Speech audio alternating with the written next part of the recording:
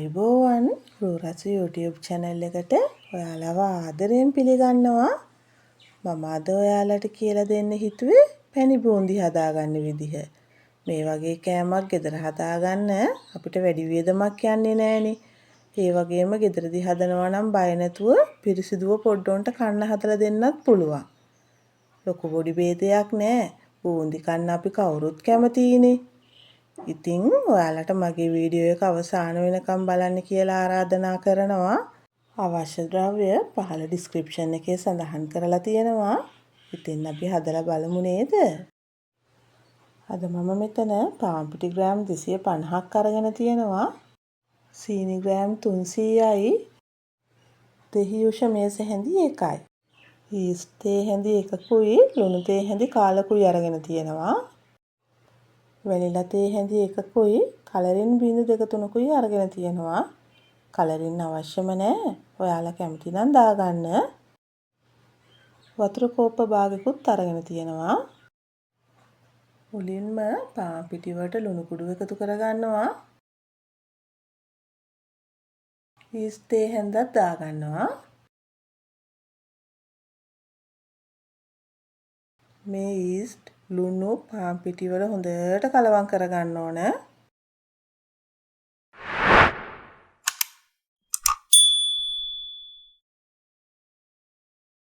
ඔයාලට ඊස්ට් වෙනුවට baking powder උනත් ගන්න පුළුවන්. ඊළඟට වතුර ටික ටික දාලා ඝන බැටර් එකක් හදා ගන්න ඕන. ඔයාලා වතුර ටික ටික දාගන්න. නැත්තම් දියාරු වැඩි වුණොත් අපිට මේක හදා ගන්න බැරුව යනවා.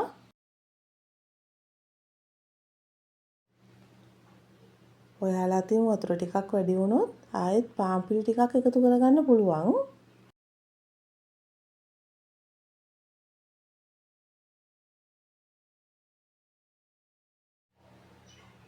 දැන් මම වැනිලා තේ හැඳි එකක් දාගන්නවා. කලරින් බිඳු 2-3කුත් දාගන්නවා. ඔයාලා ළඟ වැනිලා නැත්තම් කරදමුඟු කරල් 2-3ක් හොඳට කුඩු කරලා අරගෙන එකතු කරන්නත් පුළුවන්. ඒ වගේම කලරින් අත්‍යවශ්‍යම නැහැ. ලස්සන පාටක් ඕන නිසා මම කලරින් එකතු කරගත්තේ. ඔයාලා අකමැති නම් කලරින් නොදා හදා ගන්නත් පුළුවන්.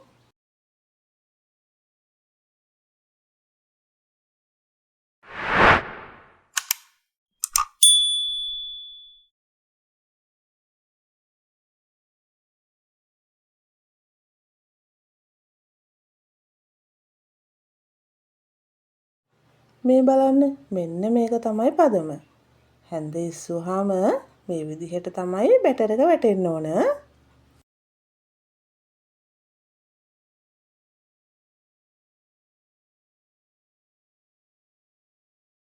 දැන් ඔයාලා මේක වහලා විනාඩි 20ක් පැය භාගයක් විතර පිපෙන තියාගන්න. එතකන් අපි සීනි සිරප් එක හදාගමු. දැන් මම භාජනයක් ලිපේ තියලා ඒකට සීනි ටික දාගන්නවා. වතුර කෝප්ප භාගයක් දාගන්නවා.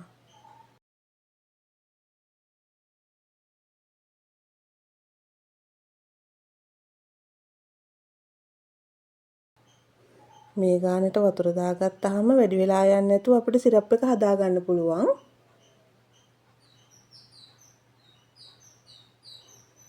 දැන් මේ සීනි ටිකයි වතුර ටිකයි හොඳට කලවම් කරගමු.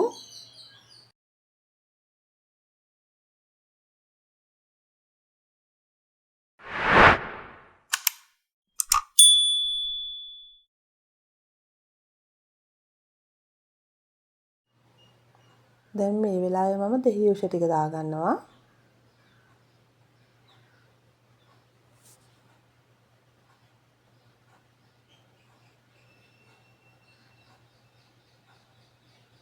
කරදමුඟු කරල් 3-4කුත් දාගන්නවා.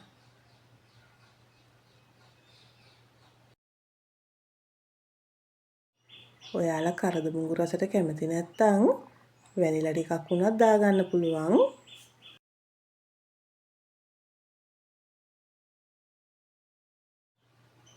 දැන් මේ පැණි එක මේ විදිහට පුබුළු දාගෙන එන වෙලාවේ හැන්දෙන් ටිකක් ඇඟිල්ලට අරගෙන මේ විදිහට බලන්න.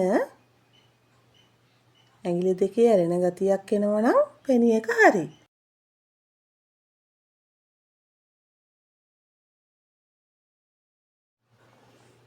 මේ තියෙන්නේ මම පැය භාගයක් පිපෙන්න තියාගත්ත බැටර් එක. බලන්න ඒක හොඳට පිපිලා තියෙනවා.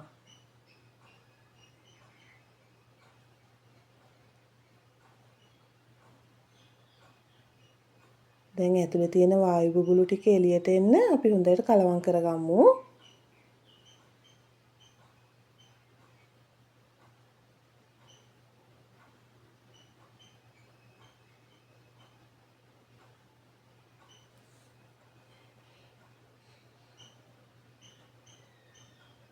මේ බලන්න. මෙන්න මේ පදමට ඇවිල්ලා තියෙනවා.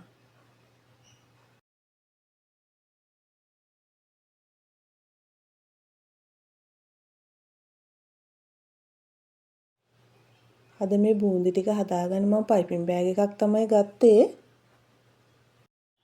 පයිපින් බෑග් එක වීදුරුවකට දාලා මම මේකට බැටර් එක පුරව ගන්නවා. ඔයාලට මේකට සෝස් බෝතලයක් වුණත් ගන්න පුළුවන්. එහෙම නැත්නම් පොඩි ප්ලාස්ටික් බෝතලයකට බැටර් එක දාලා මූඩියට සිදුරක් විදලා ගන්නත් පුළුවන්.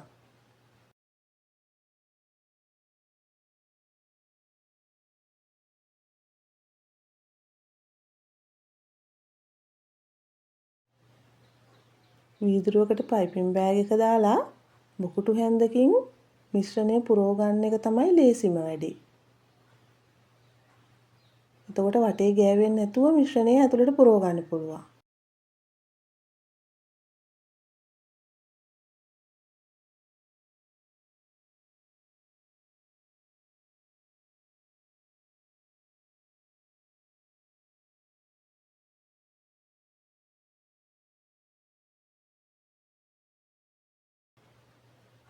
දැන් වටෙන්ම එකතු කරලා අල්ලගෙන මේ විදිහට තද කරගන්න. ඊට පස්සේ මේ කෙරවල තියෙන්නේ කෙරවලෙන් Tamanට අවශ්‍ය ප්‍රමාණයට කපා ගන්න පුළුවන්. ඊළඟට මම පෑන් එකක් ලිපේ තියලා තෙල් ටිකක් දා ගන්නවා.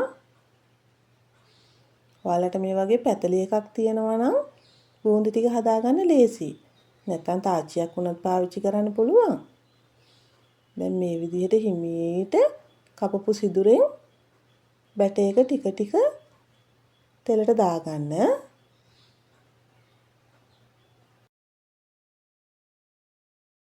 මේ වෙලාවේ ඔයාලගේ පැණි එක මද රස්නෙන් තියෙන්න ඕන.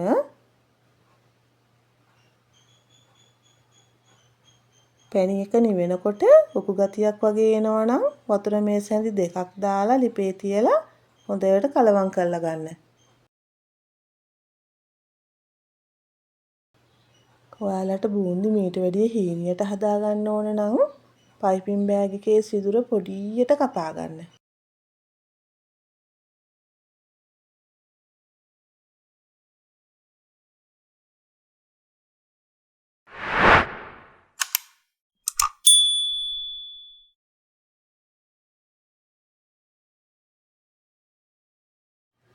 දැන් මේ ටික දෙපැත්ත පෙරලා පොඩ්ඩක් බැද ගන්න ඕන.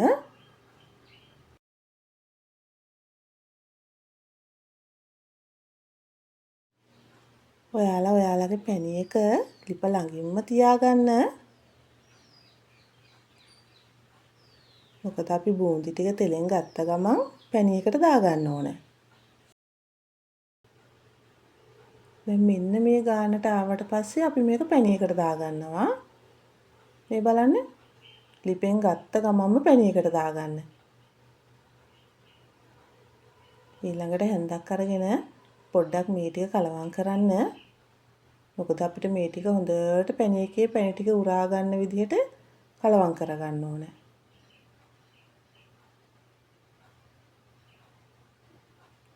මේ විදිහට ඔයාලා ඔක්කොම ටික හදාගන්න.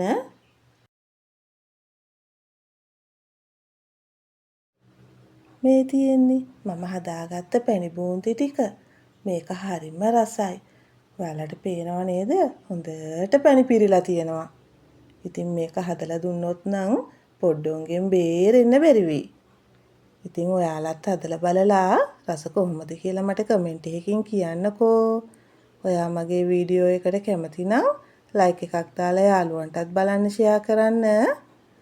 ඔයා මගේ channel එකට අලුතින් එකතු වුණු කෙනෙක් නම් මාව subscribe කරන්නත් අමතක කරන්න එපා. මගේ වීඩියෝ එක බලපු ඔයාලට ගොඩාක් ස්තුතියි. තවත් මේ වගේ වීඩියෝ එකකින් අපි නැවත හමු වෙමු.